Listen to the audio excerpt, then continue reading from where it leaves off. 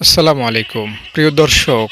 আল্লাহ তাআলা হযরত দাউদ আলাইহিস সালামকে বলেছিলেন, হে দাউদ, আমার পাপী বান্দারা যদি জানতো আমি তাদেরকে কত বেশি ভালোবাসি, তাহলে তারা কলিজা ফেটে মারা যেত। অর্থাৎ আল্লাহ তাআলা একজন পাপী, অত্যাচারিত এবং একজন বেনামাজি, বেপর্দাশীল, সুদখোর, ঘুষখোর, অর্থাৎ যে সব রকমের পাপে জর্জরিত এমন বান্দাকেও আল্লাহ এত বেশি ভালোবাসেন, সে যদি সেটা উপলব্ধি করতে পারতো বুক ফেটে মারা যেত। আল্লাহ তাআলা একজন গুনাহগারকে যদি এত বেশি ভালোবেসে থাকেন, তাহলে যে সওয়াবের কাজ করেন তাকে আল্লাহ কত বেশি ভালোবাসেন। হ্যাঁ, আল্লাহ তাআলার জন্য কোনো একটা কাজ আপনি করলে আল্লাহ তাআলা সেই কাজের প্রতিদান আপনাকে অনেক গুণ বাড়ায়া দিবেন। নবীজি সাল্লাল্লাহু আলাইহি সাল্লাম বলেছেন যে জাহান্নাম থেকে বাঁচার জন্য সামান্য একটা উসিলাও যদি তোমরা পেশ করতে পারো, আল্লাহ তাআলা সেই উসিলাই তোমাকে ক্ষমা করে দিতে পারেন। এরকম একটা হাদিস আছে নবীজির, বলা আছে যে তোমরা জাহান্নাম থেকে বাঁচো যদিও একটা খেজুর দান করার বিনিময় সম্ভব হয় সেটা। মানে আপনি যাতে পরকালে আল্লাহকে বলতে পারেন যে আল্লাহ, আমি জাহান্নাম থেকে বাঁচার জন্য একটা খেজুর তোমার রাস্তায় খরচ করেছিলাম, একটা টাকা মাদ্রাসা বা মসজিদে দান করেছিলাম। এরকম সামান্য তুচ্ছ জিনিস যাতে আপনি আল্লাহ তাআলাকে দেখাতে পারেন, তাহলেও আল্লাহ আপনাকে মাফ করবেন। একজন লোক, একটা লোক ছিল জেনাকার, সে কুকুরকে পানি পান করিয়ে আল্লাহ তাআলার দরবার থেকে মাফ পেয়েছেন, আল্লাহ তাআলা তাকে জান্নাত দিয়েছেন। আল্লাহ তাআলা গফুর, আল্লাহ তাআলা বান্দাকে অনেক বেশি পছন্দ করেন ক্ষমা করতে। আল্লাহ তাআলা ক্ষমা না করলে তার ভালো লাগে না। কেউ আল্লাহর কাছে আসবে আর আল্লাহ তাআলা তাকে ক্ষমা করবেন না, এটা আল্লাহ তাআলা কখনোই করেন না। 100 খুনের আসামি বনী ইসরাইলের সেই লোকটা হুজুরের কাছে গেলেন, হুজুর সমাধান কি আছে, আমি তো 100 খুনের আসামি। বললেন, সমস্যা নাই, তুমি অমুক এলাকায় যাও, আল্লাহ সব গুনাহ মাফ করে দিবেন। এই লোকটা প্রস্তুতি নিয়ে ওই এলাকার উদ্দেশ্যে রওনা হলো। পথিমধ্যে আজরাইল সামনে হাজির। সে বুঝতে পারলো আমার তো মরণ চলে এসেছে, আমি তো ওই এলাকায় এখনো যেতে পারলাম না, আমি তো তাওবা করতে পারলাম না, এখনও মাপ চাইতে পারলাম না। এমন অবস্থাতে আজরাইল আমার সামনে হাজির। আচ্ছা, আমি আল্লাহকে দেখাই যে আমি আল্লাহ, আমি ভালো পথে ফিরে এসেছি, আমি আর গুনাহ করব না। এটা দেখানোর জন্য সে ওই এলাকার দিকে মুখ করে উপর হয়ে ওদিকে পড়ে রইল। মানে সে যেমন অবস্থায় ছিল ওই এলাকার দিকে মুখ করে ওদিকে ওই অবস্থায় মরেছে। আল্লাহ তাআলাকে সে দেখাচ্ছে, আল্লাহ, আমি তো সময়ের অভাবে ওই এলাকায় যেতে পারলাম না, কিন্তু আমার দৃষ্টি, আমার বডি, আমি ওই এলাকার দিকে মুখ করে রইলাম, তুমি আমাকে এই উসিলায় মাফ করে দাও। বাকিটা আপনারা জানেন। আল্লাহ তাআলা এই বান্দাকে মাফ করে দিয়েছেন কিভাবে, সেটাও খুবই চমৎকারভাবে। 2 দল ফেরেশতা চলে এসেছেন। এক দল ফেরেশতা বলতেছে তাকে আমরা জান্নাতে নিব, কারণ সে তাওবা করার জন্য বের হয়েছে। আরেক দল ফেরেশতা বলতেছে যে সে যাবে জাহান্নামে, কারণ সে এখনও তাওবা করেনি। 2 দল ফেরেশতার ঝগড়া, কথা কাটাকাটি নিরসনের জন্য আল্লাহ আরেক দল ফেরেশতা পাঠাই দিলেন। বললেন, আল্লাহ আমাকে পাঠাইছেন জমি মাপার জন্য। এই লোকটা যেখানে মারা গিয়েছে, যদি সে বাড়ির কাছাকাছি হয় তাহলে সে যাবে জাহান্নামীদের ফেরেশতাদের কাছে, আর সে যদি ওই এলাকার কাছাকাছি হয় তাহলে সে যাবে জান্নাতের ফেরেশতাদের কাছে। বাস্তবিকভাবে সে ছিল বাড়ির কাছাকাছি, মানে সে জাহান্নামের জন্য উপযুক্ত ছিল, সে ওই এলাকার থেকে অনেক দূরে ছিল। তো যখন জমি মাপা হলো, ফেরেশতারা যখন জমি মাপতেছিল, তখন আল্লাহ তাআলা জমিনকে অর্ডার করলেন, জমিন তুমি বাড়ির দিকে লম্বা হয়ে যাও, ওই এলাকার দিকে ছোট হয়ে যাও। আল্লাহ তাআলার আদেশে জমিন বাড়ির দিকে অনেক লম্বা হয়ে গেল, আর ওই এলাকার দিকে ঘুচে গেল, ছোট হয়ে গেল। এই হাদিসটা আমাদের নবীজি সাল্লাল্লাহু আলাইহি সাল্লাম আমাদেরকে বলেছেন। দেখুন, এই হাদিসটা আপনি যতবার শুনবেন ততবারই অবাক হবেন। কিভাবে বলবো, এই লোকটা তো এখনও তাওবা করে নাই। হ্যাঁ, 100 খুনের আসামি, চিন্তা করা যায়? 100 খুনের আসামি, এখনও সে কি করে নাই? তাওবা করে নাই। তাওবার উদ্দেশ্যে ঘর থেকে বের হয়েছে যে না, আমাকে মাপ পেতে হবে। এমনকি সে ঘরের কাছাকাছি অঞ্চলেই ছিল, ওই এলাকার থেকে বহু দূর ছিল। এই অবস্থায় মারা গিয়েছে। আল্লাহ তাআলা তবুও তাকে মাফ করলেন। তো এই লোকটা কি যে আল্লাহ শুধু মাফ করেছেন, বিষয়টা কিন্তু সেরকম না। কোরআন হাদিসে প্রত্যেকটা লোকের কেচ্ছা কাহিনী যদি থাকতো, তাহলে কোরআন হাদিস অনেক বড় হয়ে যেত। বুঝতে পারলেন? যেটা দরকার আল্লাহ তাআলা সেটাই আমাদের সাথে শেয়ার করেছেন। সব ঘটনা আল্লাহ তাআলা যদি শেয়ার করতেন, আমরা সব জানতেও পারতাম না, আমাদের কাছে সেটা অসম্ভব বলে মনে হতো। হ্যাঁ, প্রত্যেকটা মানুষই তো গুনাহ করে, তো প্রত্যেকটা মানুষই তো ক্ষমা পায়। তো সবার ঘটনা আসলে ওইভাবে আল্লাহ তাআলা আমাদের কাছে পৌঁছাননি, যেটা আমাদের দরকার সেটাই পৌঁছিয়েছেন। বুঝতে পারলেন? যেমন আপনারা জানেন, আসহাবে কাহাফের 7 জন যুবক 300 বছর একটা গুহার মধ্যে ঘুমিয়েছিলেন। তো এরকম আরও তো বহু ঘটনা আল্লাহ তাআলা দুনিয়াতে হয়তো ঘটিয়েছেন। আসহাবে কাহাফের মতো হয়তো বা কাউকে আল্লাহ তাআলা 600 বছর ঘুমিয়ে রেখেছেন, হতে পারে। সব কিছু আল্লাহ তাআলা আমাদের পর্যন্ত পৌঁছাননি, যেটা দরকার সেটাই আমাদের কাছে পৌঁছিয়েছেন। তো এই যে 100 খুনের আসামিকে আল্লাহ মাফ করেছেন, এর মতো আরও কত মানুষ ক্ষমা পেয়েছে, তো আপনিও ক্ষমা পাবেন। আল্লাহ তাআলা বান্দাকে ক্ষমা করতে খুব বেশি পছন্দ করেন। শুধু একটু তাওবার নিয়ত করবেন। হ্যাঁ আল্লাহ, আমি ভালো হয়ে যাওয়ার নিয়ত করলাম, আমাকে মাফ করে দাও। ক্ষমা পাওয়ার জন্য এতটুকুই যথেষ্ট। 30, 40, 50 বছরের গুনাহ মাফ করার জন্য এতটুকুই যথেষ্ট। আল্লাহ তাআলা পবিত্র কোরআনে বলেন, ইয়া ইবাদি, ও আমার প্রিয় বান্দা। আল্লাহ তাআলা পাপী বান্দাদেরকে লক্ষ্য করে বলতেছেন, ও আমার প্রিয় বান্দা। বেনামাজি বান্দা বলেন নাই, আল্লাহ সুদখোর বান্দা বলে ডাক দেন নাই, আল্লাহ জেনাকার বান্দা বলে ডাক দেন নাই, আল্লাহ ঘুষখোর বান্দা বলে ডাক দেন নাই, আল্লাহ খারাপ বান্দা বলে ডাক দেন নাই।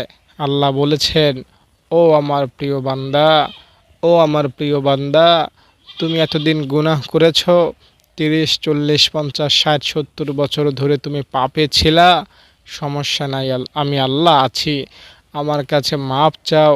শুধু একবার বলবা, আল্লাহ ভুল করেছি, আমি তোমার তামাম জীবনের সব গুনাহ মাফ করে দিব। আল্লাহু আকবার, আল্লাহু আকবার। আল্লাহ তাআলা এই জিনিসটাকে অনেক বেশি পছন্দ করেন। হ্যাঁ, আল্লাহ তাআলার ছেলে নাই, মেয়ে নাই, বাবা নাই। আল্লাহ তাআলাকে কেউ বাবা ডাকে না, কেউ বন্ধু ডাকে না। আল্লাহ তাআলা এগুলো পছন্দও করেন না। আল্লাহ তাআলা বান্দাকে অনেক বেশি ভালোবাসেন। তো এই বান্দা যখন আল্লাহ তাআলার দরবারে মাপ পাওয়ার আশায় আল্লাহকে আল্লাহ বলে ডাক দেয়, তো আল্লাহ রব্বুল আলামিন তাকে ক্ষমা না করে পারেন না, তাকে মাফ না করে পারেন না। তাই আমরা দিন রাত সর্বদা আল্লাহ তাআলার কাছে মাফ চাইব, বেশি বেশি ক্ষমা চাইব। রব মহান আল্লাহ তাআলা আমাদেরকে মাফ করবেন ইনশাআল্লাহ। তাই আল্লাহ তাআলার কাছে সব সময় তাওবা করব, ইস্তেগফার করব, ক্ষমা চাইব। রব মহান আল্লাহ তাআলা তাহলে আমাদেরকে ক্ষমা করবেন। ক্ষমার হাজারো এরকম নজির রয়েছে, হাজারো এরকম ঘটনা রয়েছে যেগুলো প্রমাণ করে আল্লাহ তাআলা বান্দাকে ক্ষমা করতে চান, যেগুলো প্রমাণ বহন করে যে আল্লাহ তাআলা বান্দাকে নাজাত দিতে চান। দর্শক মনে রাখবেন, সবাইকে মানানো কঠিন, আল্লাহ তাআলাকে মানানো, আল্লাহ তাআলাকে খুশি করা সহজ। আল্লাহ তাআলার সাথে আমরা দিনে নাফরমানি করি, রাতে নাফরমানি করি। আল্লাহ তাআলার হুকুম আমরা প্রতিটা দিন আল্লাহ তাআলার হুকুমকে আমরা লঙ্ঘন করি। আল্লাহ তাআলার কথাকে আমরা পাত্তা দেই না, কথাকে আমরা ভুলে যাই। আল্লাহ বলেছেন ফজরের আগে উঠে সূর্য ওঠার আগে উঠে নামাজ পড়ো, আমরা ঘুমিয়ে থাকি। আল্লাহ বলেছেন রোজা রাখো, আমরা রাখি না। আল্লাহ বলেছেন বোরকা পরে রাস্তায় বের হও, অনেকেই আমরা সেটা করি না। আল্লাহ বলেছেন সুদ থেকে দূরে থাকো, কিন্তু আমরা সুদ খাই। আল্লাহ বলেছেন হাতের জেনা, চোখের জেনা, অঙ্গ প্রত্যঙ্গের জেনা, সব কিছু থেকে দূরে থাকো, অথচ আমরা হর হামেশায় এ সকল জেনাগুলো করে থাকি। প্রতিটা সময়ই আমাদের কাটে প্রায় আল্লাহ তাআলার অবাধ্যতায়, আল্লাহ তাআলার নাফরমানিতে। তবুও আল্লাহ তাআলা আমাদেরকে ক্ষমা করতে চান। আল্লাহ তাআলা বলেন, বান্দা কি হয়েছে, পাপ করেছ? কিচ্ছু হবে না, আমি আল্লাহ আছি তো তোমাকে মাফ করার জন্য। বিশ্বাস করেন, আপনি যে নামাজ পড়লেন না, পর্দা করলেন না, আপনি যেই খারাপ কাজগুলো করলেন, এই খারাপ কাজগুলো করা যতটা বেশি গুনাহের কাজ, তার চাইতে বড় বিপজ্জনক, তার চাইতে ভারী গুনাহের কাজ হলো আল্লাহ তাআলার কাছে ক্ষমা না চাওয়া। হ্যাঁ, আপনি গুনাহ করেছেন, এটা তেমন বড় অপরাধী না। হ্যাঁ, কোনো এটা অপরাধী না, কারণ গুনাহ আপনি করবেন না তো ফেরেশতা করবে? গুনাহ তো আপনিই করবেন। গুনাহ করার মেশিন আল্লাহ আপনার মধ্যে ফিট করে দিয়েছেন, আর শয়তান মিস্টার তো আছেই আপনাকে গুনাহের পথে চালানোর জন্য। তাই গুনাহ আপনার দ্বারা হবেই। গুনাহ হওয়ার পর আপনি আল্লাহ তাআলার কাছে যদি মাপ চান, তাহলেই আপনি ক্ষমা পাবেন, তাহলেই আপনি জান্নাত পাবেন। মাপ চাওয়াটা, এই জিনিসটা আল্লাহ তাআলা খুব বেশি পছন্দ করেন, অনেক বেশি ভালোবাসেন। তাই আল্লাহ তাআলার কাছে আমরা মাপ চাইব।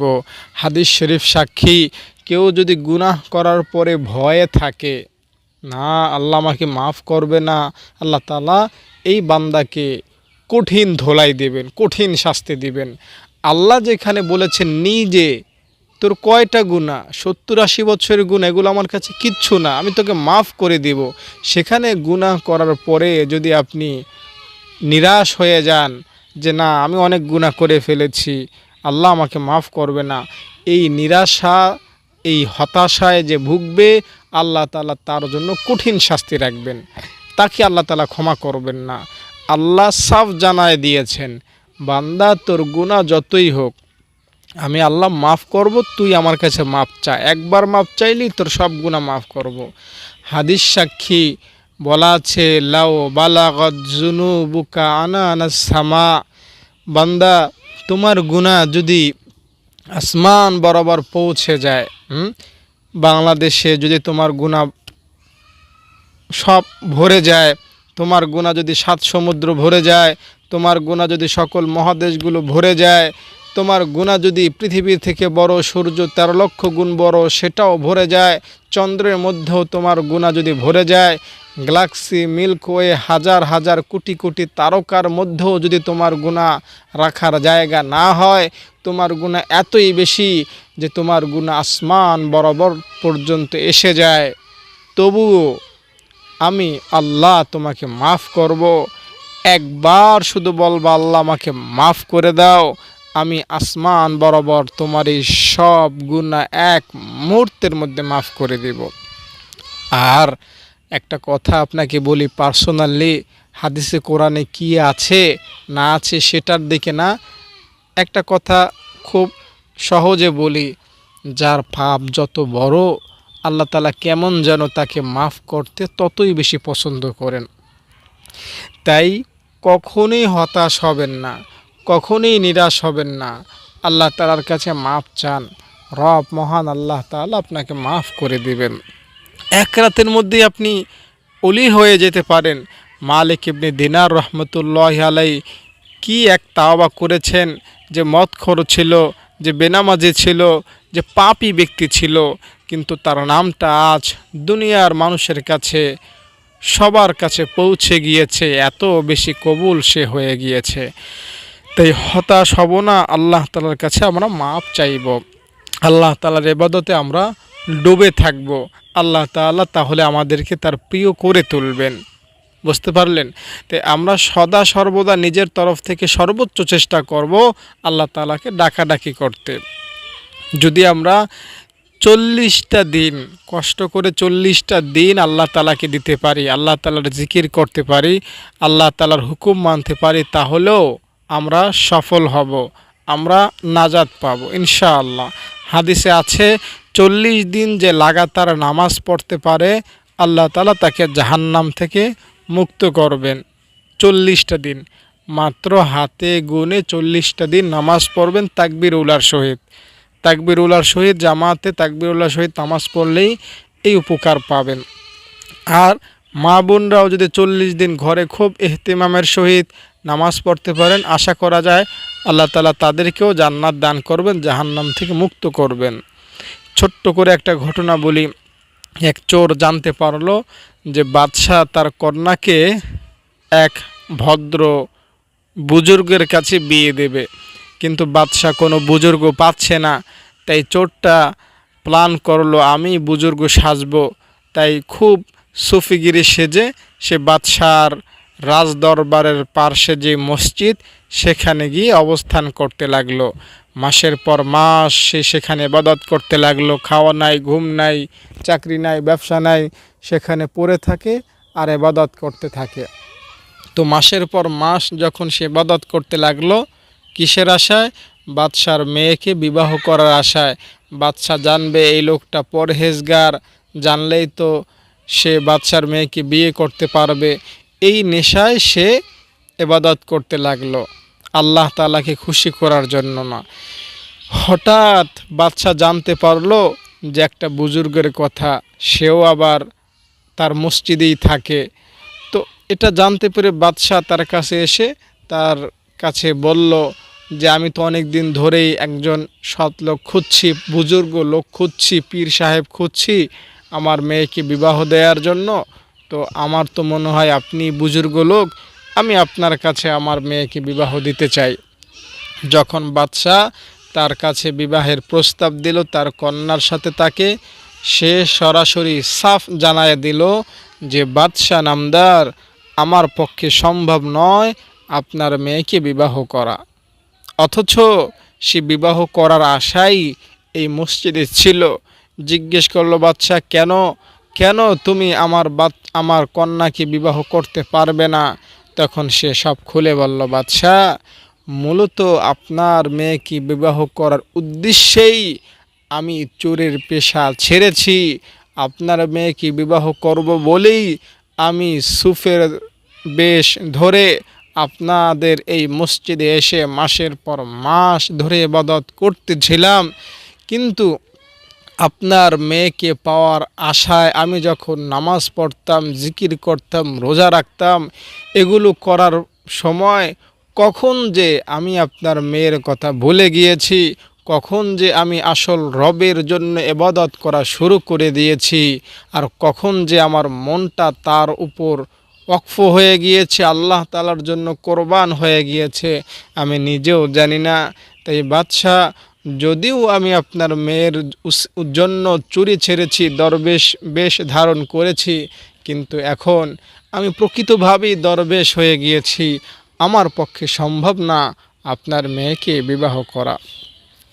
এই ঘটনাটা বলার উদ্দেশ্য হলো, কেউ যদি কিছুদিন আল্লাহ তাআলার জন্য পড়ে থাকে, আল্লাহ তাআলাকে সময় দেয়, তো আল্লাহ তাআলা তাকে ভালো করে দিবেন, তাকে পরহেজ বানায়া দিবেন, তাকে সৎ বানায়া দিবেন। তাই আমরা সব সময় আল্লাহ তাআলার কাছে মাপ চাইব, আল্লাহ তাআলার কাছে ক্ষমা চাইব। ইনশাআল্লাহ তিনি ক্ষমা করবেন, তিনি মাফ করবেন। তিনি মাফ করতে পছন্দ করেন, তিনি মাফ না করতে তার ভালো লাগে না, মাফ না করতে পারলে। তাই কেউ যদি তার কাছে মাপ চায়, তার কাছে দয়া চায়, তিনি অবশ্যই তাকে দয়া করবেন এবং মাফ করবেন। আপনি জীবনে যত নামাজ পড়েন নাই, রোজা রাখেন নাই, আপনি যত পর্দা করেন নাই, সব গুনাহ মাফ হবে। কোনো একটা গুনাহ আপনি দেখাতে পারবেন না যে গুনাহ মাফ হবে না। আপনি গুনাহ করতে করতে করতে করতে করতে করতে একদম হয়তো বৃদ্ধ হয়ে গিয়েছেন, বৃদ্ধা হয়ে গিয়েছেন। সকল আলেম ওলামাগণ হয়তো আপনাকে বলবে যে না, তোমাকে আল্লাহ জাহান্নামে দিবে, জান্নাত পাওয়ার কোনো যোগ্য তুমি না। কিন্তু আল্লাহ বলতেছেন, বান্দা বান্দি, তুই গুনাহ করতে করতে বুড়া হয়ে গিয়েছিস, সমস্যা নাই, আমার কাছে একবার বল, আল্লাহ ভুল করেছি, মাফ করে দাও। আমি আল্লাহ তোমার সারা জীবনের সব গুনাহ তাহলে 1 সেকেন্ডের মধ্যে মাফ করে দিব। উনি হচ্ছেন আল্লাহ, উনি হচ্ছেন আল্লাহ যিনি ক্ষমা করতে ভালোবাসেন। আপনার গুনাহ হলো, আপনার গুনাহ হলো এক একটু একটু বালির মতো, আর আল্লাহ তাআলার রহমত হলো এই যে সাগর দেখেন না, আটলান্টিক সাগর, মহাসাগর, প্রশান্ত মহাসাগর, এই সাগরের মতো। তো এতটুকু বালি ওই বিশাল সাগরে পড়লে সাগরের মধ্যে কিছুই হবে না, সাগরের পানি ময়লা হবে না। তো আপনার গুনাহ আল্লাহ তাআলা মাফ করলে আল্লাহ তাআলার কিচ্ছু যায় আসে না। আমরা যে আমল করি বা আমল করি না, এগুলোতে আল্লাহ তাআলার লাভও নাই, লসও নাই। বুঝতে পারলেন? লাভ লস সব আমাদেরই। আমরা এমনটা ভাববো না যে আমরা যদি আল্লাহ তাআলার আমল করি তাহলে মনে হয় আল্লাহ তাআলার অনেক লাভ আছে। না, হাদিসের মধ্যে আছে, বান্দা তোমরা যদি আমাকে ভুলে যাও, যত মানুষ আছে, যত ফেরেশতা আছে, সবাই যদি আমার নাফরমানি করা শুরু করে দেয়, আমি আল্লাহ তাআলার কোনো ক্ষতি নাই, আমি আল্লাহর কোনো লস নাই। আবার সব নারী পুরুষ সবাই যদি আমার ইবাদত করা শুরু করে দেয় তাহলে আমার কোনো লাভ নাই। বান্দা তোমরা আমল করলে তোমাদেরই লাভ, আমার কোনো লাভও নাই, লসও নাই। উনি হচ্ছেন আল্লাহ, উনি হচ্ছেন আল্লাহ যিনি আপনার আমলের প্রতি মুখাপেক্ষী না। বুঝতে পারলেন? আল্লাহুস সামাদ, আল্লাহ অমুখাপেক্ষী। আমরা নামাজ পড়ি, নামাজ আল্লাহ তাআলার দরকার নাই।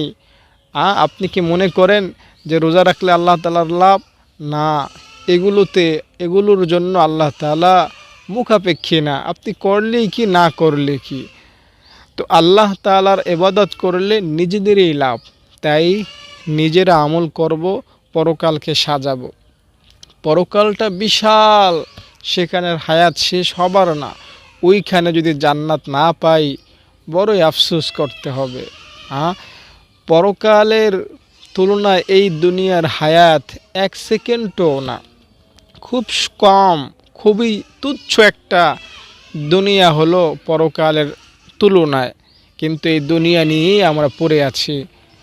এরকম পাওয়া যায় কিতাবে যে এই পৃথিবীর মধ্যে যদি সরিষার দানা দিয়ে এই পৃথিবীটাকে ভরে দেওয়া হয়, পুরো বাংলাদেশটাই কত বড়, একেবারে বাংলাদেশের মধ্যে যত জমি আছে সকল জমি, সকল জায়গা জুড়ে যদি সরিষার দানা ভরে দেওয়া হয়, আর এই সরিষার দানা একটার উপর আরেকটা এভাবে আসমান পর্যন্ত করে দেওয়া হয়, তাহলে আমাদের বাংলাদেশে কত কোটি কোটি মিলিয়ন ট্রিলিয়ন সরিষার দানা আটবে মনে করেন। এরপরে এই বাংলাদেশ সহ আমেরিকা, কানাডা, যত দেশ আছে, যত সাগর আছে, সব জায়গায় যদি সরিষা দানা ভরে যায় আর এটা আসমান পর্যন্ত চলে যায়, তাহলে কত সরিষার দানা হবে একটু চিন্তা করা যায়।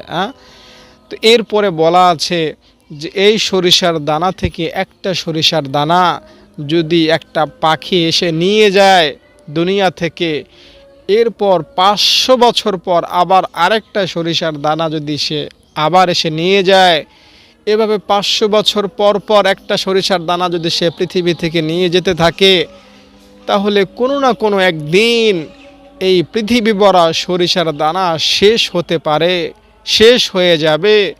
কিন্তু পরকালের যেই বিশাল হায়াতের জগৎ, সেই পরকালের হায়াত কখনোই শেষ হবে না। তাই ওই জগতে যে সফল হলো সেই মূলত সফল, এই দুনিয়ায় যে সফল হলো, পরকালে যে ব্যর্থ হলো সেই মূলত আসল ব্যর্থ। তাই আমরা পরকাল নিয়ে ভাবব, পরকাল নিয়ে চিন্তা করব। আরেকটা বিষয় কি জানেন, পরকালকে কিন্তু আমরা দেখি না, জান্নাতও দেখি না, জাহান্নামও দেখি না, আল্লাহ তাআলাকে তো দেখিই নাই, আমরা আমাদের নবীজিকেও দেখি নাই, আমরা হতভাগা উম্মত। তো আমাদের জন্য পরকালে নাজাত পাওয়া খুব ইজি। এগুলো না দেখেও যে আমরা আল্লাহ তাআলার ইবাদত করি, আল্লাহ তাআলার কাছে মাপ চাই, এই জিনিসটা যে আল্লাহ কত বেশি পছন্দ করেন এটা আমি আপনাকে বলে বোঝাতে পারবো না। তো আমরা যখন আল্লাহ তাআলার কাছে মাপ চাই, পৃথিবীতে কোটি কোটি মানুষ, 800 কোটি মানুষ প্রায়, সবাই কিন্তু আল্লাহ তাআলার কাছে মাপ চায় না, সবাই আল্লাহকে বিশ্বাসও করে না। তো আপনি যখন আল্লাহকে বলি আল্লাহ গুনাহ করে ফেলেছি মাফ করে দাও, আল্লাহ আমাদেরকে ক্ষমা করেন তুচ্ছ তাচ্ছিল্যের সাথে না, বরং গর্বের সাথে। এই ফেরেশতারা দেখো আমার বান্দা এতদিন গুনাহ করেছে ঠিক, কিন্তু এখন তো আমার কাছে মাফ চাইলো, আমি আল্লাহ তাকে মাফ করে দিলাম, তোমরা সাক্ষী থাকো। আল্লাহ তাআলা গর্বের সহিত বান্দাকে ক্ষমা করেন। ফেরেশতাদেরকে বলেন আল্লাহ তাআলা, হাদিসে আছে, দেখো এই বান্দা তো জান্নাত দেখে নাই, আমার এই বান্দা জাহান্নামও দেখে নাই, আমার এই বান্দা আমি আল্লাহকেও দেখে নাই, আমার এই বান্দা আমার নবীকেও দেখে নাই, সব না দেখেও বিশ্বাস করলো, আমার কাছে মাপ চাইলো, গুনাহ করলে আমি শাস্তি দিতে পারি এটা জেনে সে আমার কাছে মাপ চাইলো। ফেরেশতারা আমার কুদরতি অন্তরটা ভরে গেছে, আমি তাকে পার্মানেন্টলি মাফ করে দিলাম, আমি তার জন্য স্থায়ী জান্নাতের ঠিকানা লিখে দিলাম। বুঝতে পারলেন? আল্লাহ হচ্ছেন এমন, তার কাছে মাপ চাইলে মাপ পাওয়াই যাবে। তার কাছে একবার যদি কেউ আসে, সে খালি হাতে ফেরত যায় না। সে খালি হাতে ফেরত যায় না। যার পানির প্রয়োজন, সে যদি বঙ্গোপসাগরের কাছে যায়, সে কিন্তু খালি হাতে ফেরত আসবে না। বঙ্গোপসাগরের কাছে বহু পানি, সে সাগর তাকে পানি দিবে, টাকা লাগবে না, পয়সা লাগবে না। তো আল্লাহ তাআলার রহমত, আল্লাহ তাআলার মাগফিরাত এতই বেশি যে প্রতিটা মানুষ যদি ফেরাউনের মতো হয়ে আল্লাহ তাআলার কাছে ফিরে আসে, তো আল্লাহ তাআলা প্রত্যেকটা ফেরাউনকে ক্ষমা করে জান্নাত দিয়ে দিবেন। আল্লাহ তাআলা এতই বেশি ক্ষমাশীল, এতই বেশি মেহেরবান। তাই ওই আল্লাহ তাআলার কাছে ক্ষমা চাইব। আর পরকালের হায়াত যেহেতু অনেক লম্বা, পরকালের জন্য আমরা কিছু আমল গুছিয়ে রাখব। যেমন 33 বার সুবহানাল্লাহ পড়া, 33 বার আলহামদুলিল্লাহ পড়া, 34 বার আল্লাহু আকবার পড়া প্রত্যেক নামাজের পরে জিন্দেগির গুনাহ মাফের জন্য যথেষ্ট। সব গুনাহ মাফ হবে, একটা গুনাহ বাকি থাকবে না। আপনি এই 3টা তাসবিহ নিয়মিত পড়বেন, সকল গুনাহ মাফ হবে। এই 3টা তাসবিহ পড়ার পাশাপাশি আপনার সাথে আমি আরেকটা দোয়া শেয়ার করব। এই দোয়াটা যদি আপনি পড়তে পারেন, তো হাদিস সাক্ষী আপনার জীবনের সব গুনাহ মাফ হবে। দোয়াটা হলো সুবহানাল্লাহি ওয়ালহামদুলিল্লাহি ওয়ালা ইলাহা ইল্লাল্লাহু ওয়াল্লাহু আকবার ওয়ালা হাওলা ওয়ালা কুওয়াতা ইল্লা বিল্লাহ। এই দোয়াটা যদি আপনি পড়তে পারেন, তাহলে আপনার জানা অজানা ছোট বড় সব গুনাহ আল্লাহ রাব্বুল আলামিন মাফ করে দিবেন। তাই রবের কাছ থেকে মাপ পাওয়ার আশায় আপনি এই দোয়াটা পড়বেন, ইনশাআল্লাহ খুব সহজে আপনি ক্ষমা পাবেন, মাপ পাবেন। আরেকটা দোয়া আপনাদের সাথে আমি শেয়ার করব। এই দোয়াটা পড়লেও আপনারা ইনশাআল্লাহ খুব সহজে মাপ পাবেন। একজন সাহাবী, সে গুনাহ নিয়ে খুব চিন্তিত ছিল, ইয়া রাসূলুল্লাহ, আমি তো শেষ, অনেক গুনাহ করে ফেলেছি, আমাকে কি আল্লাহ মাফ করবে? আমি তো অনেক বড় ভুল করে ফেলেছি। তো তখন নবীজি তাকে একটা দোয়া 3 বার পড়তে বললেন। সে দোয়াটা 3 বার পড়েছে, আল্লাহ তাআলা তাকে মাফ করে দিয়েছেন। তো সেই দোয়াটাও আমি আপনার সাথে শেয়ার করি। আল্লাহুম্মা গফিরাতুকা আওসাউ মিন যুনুবি ওয়া রাহমাতুকা আরজা ইনদি মিন আমালি। এই দোয়াটা যদি আপনি 3 বার পড়তে পারেন, তাহলে আল্লাহ তাআলা আপনাকে ক্ষমা করে দেবেন, আপনার গুনাহ যত বেশিই হোক। তাই এই দোয়াগুলো পড়বেন মোনাজাতে, নামাজের সেজদাতে পড়লে বেশি ভালো হয়। কারণ সেজদা এমন একটা জায়গা যেখানে বান্দা ও আল্লাহ তাআলার মাঝে কোনো দূরত্ব থাকে না। তাই নামাজের সেজদায় গিয়ে এই দোয়াটা পড়ার চেষ্টা করবেন। ইনশাআল্লাহ সব গুনাহ মাফ হয়ে যাবে। শেষ রাতে উঠে যদি দোয়াটা পড়েন তাহলে তো আরও বেশি ভালো হয়।